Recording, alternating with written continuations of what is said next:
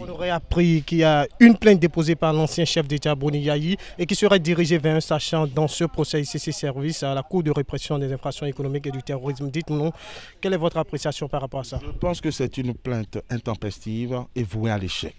Parce que si on met de côté les questions de compétences, les textes visés par mes confrères conseils de l'ancien président de la République sont là pour sanctionner ceux qui déposent, ceux qui font des faux témoignages en bien ou en mal contre les accusés.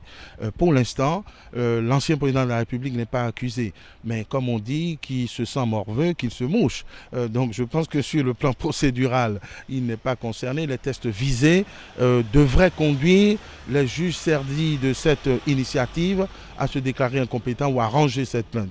Maintenant, pour la forme, bon, je pense que ça chatouille ou ça gratouille un tout petit peu à ce niveau et que ce qu'il y a de mieux, c'est de venir s'expliquer et de dire sa part de vérité parce que c'est la première fois que je vois dans un procès normal, ordinaire, plus de 5 ou 6 ministres d'un même gouvernement défiler pour donner leur part de vérité et plus exactement de mensonge.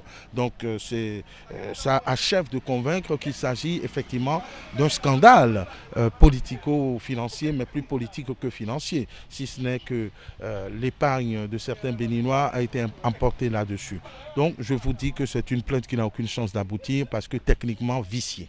Il faut que les Béninois se passionnent pour ce procès, que l'on est en train d'exagérer dans la politisation. C'est vrai que tout fait aujourd'hui peut être vu, peut être perçu sous un angle politicien, mais les faits demeurent, il y a une réalité. La réalité, c'est que ce peuple un peu cupide a été grugé et que l'escroquerie a été permise parce que nos autorités se sont montrées défaillantes, se sont montrées complaisantes, pour parler à minima, parce qu'en réalité, il y a eu une action, il y a eu un accompagnement actif dans cette escroquerie de masse qui a pu se perpétuer parce qu'il y avait des complicités à tous les niveaux.